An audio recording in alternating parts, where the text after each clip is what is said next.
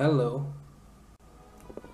Haven't really been on here in a while, and you guys totally remember me. I'm Zombie Killer 101, and I'm back.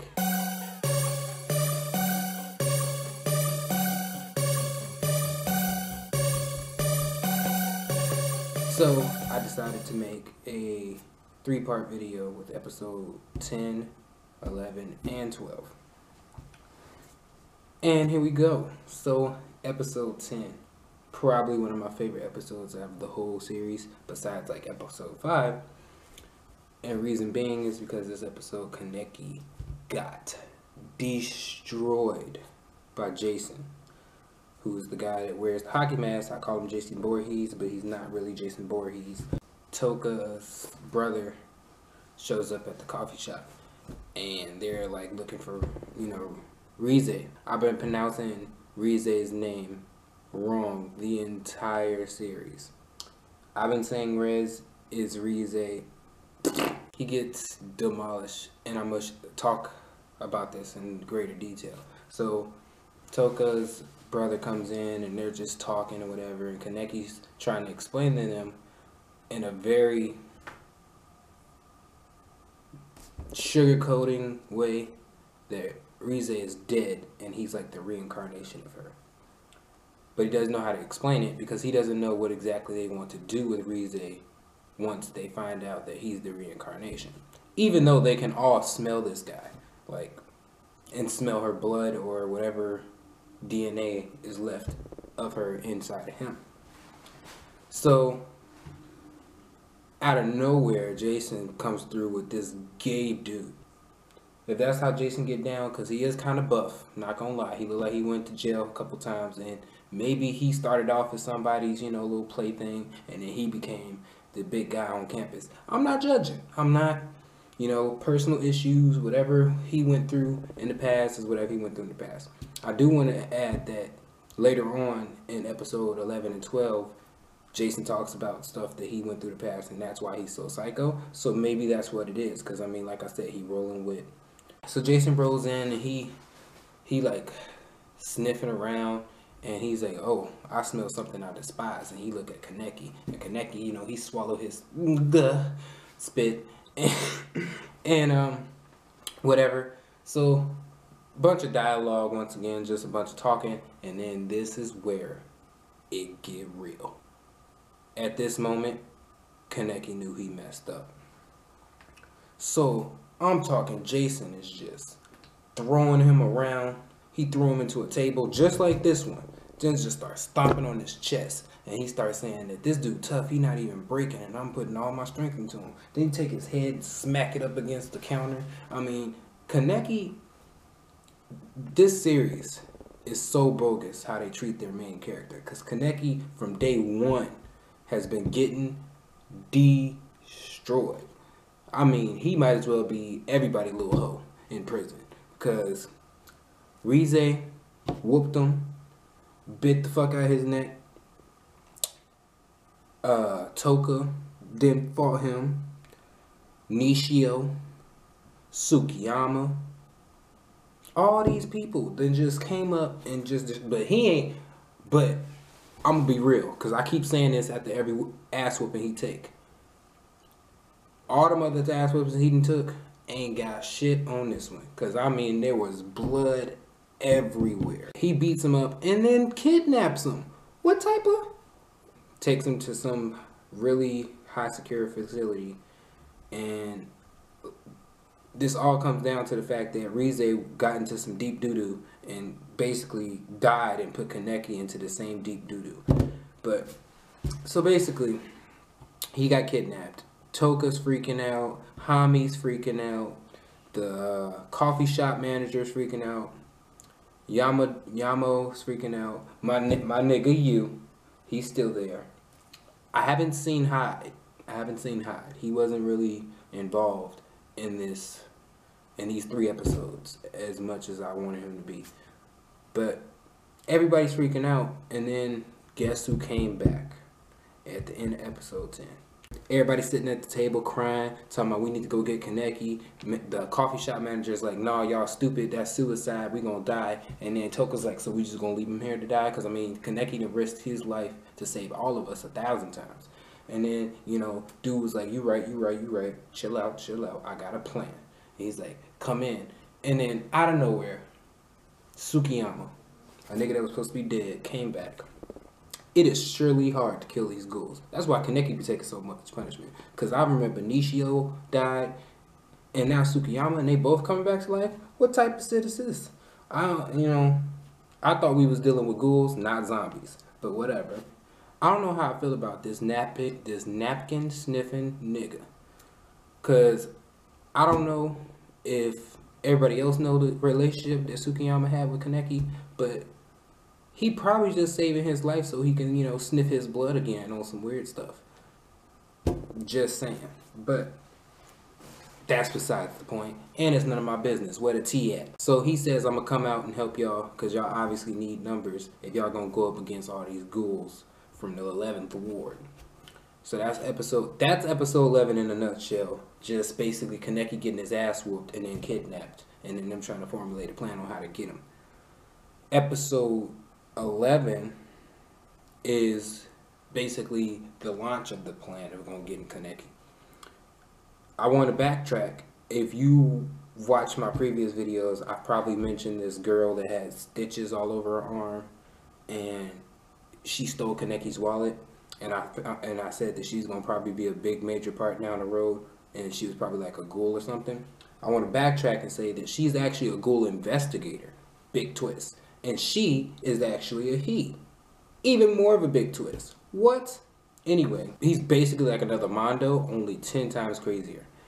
Like, balls to the walls crazy. Like, he's risking his life just to kill a ghoul because it's fun. That's the only reason why he does his job. Not because he wants to kill ghouls, not because he despises ghouls, but he just does it out of the pure thrill of everything that he does to kill a ghoul. And so the Goul investigators are also launching an attack on Jason and his group, because there's a lot of them. It's like every ghoul from the 11th ward and the 20th ward. So it's a lot of ghouls in this plot or plan. Rize got into some, I'm telling you, Rize was thoughting something was going on. Maybe she paid child support to Jason, kids, something. Who knows? But anyway, so the Goul investigators were also trying to take down Jason and everybody else that was a part of Jason's little plan. When I say they were struggling just getting in the building. Like, the head of the Goul investigators is like, come on, man, we got to break through their defenses. And, like, they get shot down, and he think he the stuff because he not really getting touched with bullets. Then out of nowhere, the dude, apparently, because it's not a girl, dude with the stitches come out, take off on the manager's bike and crashes it into the side of the building. I'm like, can he get away with that? Like, no one's gonna punish him for that? Like, this guy's crazy. He just blew your bike up. You not mad? I'd have been mad as hell. I ain't got insurance. Nationwide is not on my side today. It fast forwards a little bit, and it goes to Kaneki and Jason. So basically, Kaneki has been kidnapped, and now they're torturing him. They got him up in shackles, hooked up to like a chair, just like I'm sitting in, and he bleeding. Jason is like beating him up with this wrench. He bleeding into this bucket, and then you got these two people in hoods who are like cleaning him up and making sure he doesn't die, I guess, so Jason can keep torturing him. And I don't know why Jason's torturing him. I mean, he just is sick. He kind of reminds me of the Joker, but only a lot more eviler and a lot more weird. Because, I mean, he was doing some weird shit to Kaneki. Weird stuff. I mean, I'm not going to go there with it, but I mean, he was hanging out with but he was doing some weird stuff. Who knows what he was doing with that wrench in Kaneki's butt. So yeah, he's torturing them, and I just feel, this whole time, I'm just feeling bad for Kaneki, because I'm like, dude, like, they're not going to get to him before he, like, legit dies. So, and then a little bit And then most of the rest of the episode was just Kaneki having flashbacks about his life. And this is why I thought he was going to die. Because usually in an anime, when you get flashbacks of people's lives, they end up dying the next episode or dying that same episode, depending on, you know, how far it progresses. But I'm expecting Kaneki to die because you basically reheard his whole life story about his dad dying before he could even read, his mom, you know, working herself to death. Metaphorically speaking, Kaneki did die, and I'm gonna explain it when I go to episode 12. Remember when I said Jason was doing some weird stuff to Kaneki? So he got like this centipede about this long and stuck it in Kaneki's ear. Kaneki screamed his life away, and inside his head he was talking to Rez while this is going on. So he getting tortured mentally and physically by two different people. This man, like, Kaneki went through a lot. So Rez is trying to get him to, you know, finally accept being a Goul. Because remember, this whole series, from day one, he was trying not to, you know, be a Goul. He wanted to stay a human, or at least try to do both, you know, be a hybrid where he's a Goul and a human. But she's like full on saying, give in to this, because that's the only way you're getting out of this situation alive. Which I totally agree. Because, I mean, you got niggas sticking centipedes up your ear and maybe up your butt. I would do anything in my power to get out that situation. That's just me. But, you know, Kaneki might like stuff. Rize is trying to tell him, like, give into this, and then we can get out of this situation together. And he's just, like, you know, thinking about all his past mistakes, his past life. Just, like, really having an internal conflict, internal fight with himself on finally giving in to being a Goul. And then this is the awesomest thing ever. This is why I say this is like one of the best animes I've watched since like Attack on Titan and Sword Art Online. By the end of the episode 12, Kaneki finally gave in. His hair turned white. Amazing, first of all. I ain't gonna lie. I'm not gonna lie. And this is why I don't judge, because I say stuff like this. He was looking kind of cute with his white hair. That's just me, my opinion. I'm not saying that, you know, look, I got a girl. I'm practically married right now. If I swung that way, if I was like Jason and his girlfriend, hey, I'd date him. Kaneki turned his hair turned white, and he went in on Jason. Jason broke his leg, and Kaneki retwisted it back into place. Craziest thing I ever seen in my life. And he's just whooping on Jason with his little, you know, shits. The theme song of the whole series came on as he's fighting them. They edited that so perfectly together, it wasn't even funny. I mean, just from episode 10 all the way to episode 12, amazing build up to him finally giving in to being a Goul. But the only thing that I probably would have a problem with is that they left a lot of cliffhangers. For example, Amon and some other Goul investigators are finally finna fight the one-eyed Goul. They call him, I think they call him the Owl or something. But apparently Kaneki's not the only one-eyed Goul. There is one other than him. And the Goul investigators are about to fight him, but they totally cut off the fight and ended the season. Second season of Tokyo Ghoul is coming out in January though, so don't worry, we don't have to wait long. But that was a cliffhanger. We never really knew if, you know, Toka and them finally met back up with Kaneki. I mean, we never found out what happened after Kaneki turned into a Goul fully.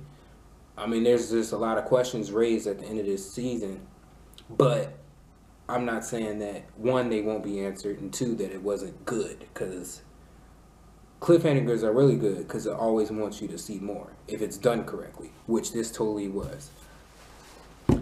If I had to rate all three of these together, I have to give it a good 20. Real good. I enjoyed it.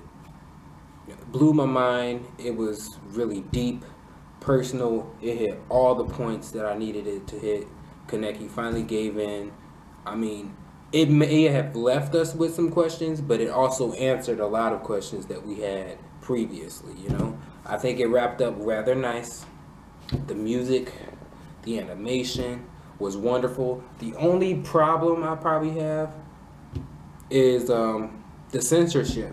I don't know if I mentioned this in any of my other reviews, but the censorship in this series is really bad. It's like they don't want to show blood, they don't want to show twisted bones and broken limbs. Like it's like I'm watching a PG-13 movie, or Toy Story or something. Like, this is an anime. We've seen worse. Trust me. Anybody that watch anime seen worse. If you've seen Attack on Titan, you've seen worse. They don't censor that, and all I'm trying to say is I don't think Tokyo Ghoul needs to be censored. Because, I mean, yeah, it is nasty and some gruesome stuff, but that's what we live and die for. At least me. Again, I'm not weird and I don't judge, but I think that, animes that don't have censorship makes for far better, more entertainment. So, I'm hoping that there's going to be Blu-ray DVDs coming out soon, so the censorship is not a big issue. But other than that, I think this was a wonderful anime. I'm glad to have shared this journey with you guys, even though I was a little bit late on getting these reviews out to you. But thanks you guys for always staying faithful, always, watching, liking, subscribing, commenting, doing all that. You guys are wonderful. I mean, the more you share, the more we can, enjoy. I would love to hear from everyone that watches anime or enjoys some type of animated movie, film, episodic show. This is the place to be when talking about it, or when trying to figure out more about what anime is and where it can go. And it's up to you guys to how far we go with this. So if you would please comment, subscribe, like, all of that. I'm Zombie Killer 101, and the only thing that we do here is survive, stay natural, and live better than well.